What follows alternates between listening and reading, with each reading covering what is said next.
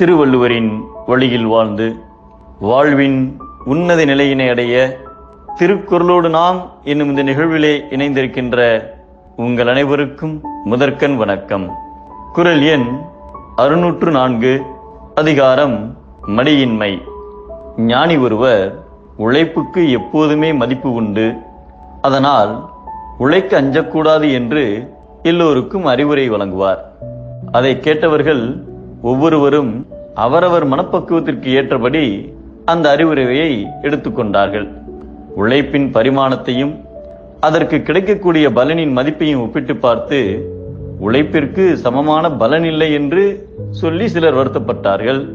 சில இளைஞர்கள் எதற்காக உழைக்க வேண்டும், பின்னர் பலனே இல்லை என்று ஏன் வருந்த வேண்டும் என்று ஊர் சுற்றி கொண்டிருந்தார்கள். அந்த இளைஞர்களை அடையாளம் கண்டு கொண்ட ஞானி அவர்களை ஒரு கடைத்தெருவுக்கு அழைத்துச் சென்றார். அங்கே ஒரு கடையில் பால், வெண்ணெய், நெய் போன்ற பொருட்களை விற்பனை செய்து கொண்டிருந்தார்கள். அந்த கடைக்காரரிடம் இந்த பால் எவ்வளவு நாட்கள் கெடாமல் இருக்கும் என்று கேட்டார் ஞானி. காலையில் கறந்து எடுத்தால் மதியத்திற்குள் பயன்படுத்தி விட வேண்டும், இல்லாவிட்டால் பால் கெட்டுவிடும் என்று கடைக்காரர் பதில் சொன்னார். அருகில் இருந்த நெய்யை காண்பித்து இது எத்தனை நாட்கள் கெடாமல் இருக்கும் என்று கேட்டார். சுமார் 1 மாதம் வரை கெடாது என்று பதில் கிடைத்தது.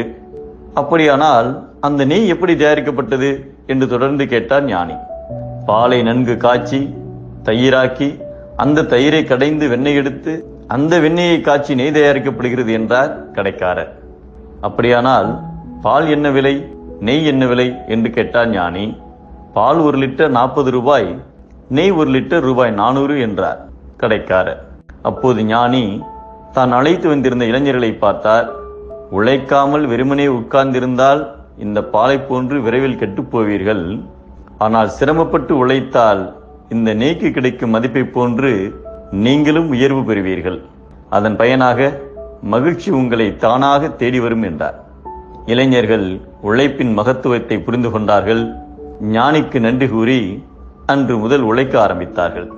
சோம்பலில் வீழ்ந்து சிறந்த முயற்சி செய்யாதவர்களுக்கு அவர்களது குடியும் கெட்டும் குற்றங்களும் மிகுதியாகும் என்பதை குடிமடிந்து குற்றம் பெருகும் மடிமடிந்து மாண்ட உஞற்றிலவர்க்கு என்கிறார் நம் தெய்வப்புலவர் திருவள்ளுவர். உழைக்க மறுப்பது குற்றம், உழைத்து உயர்வதுவே ஏற்றம்.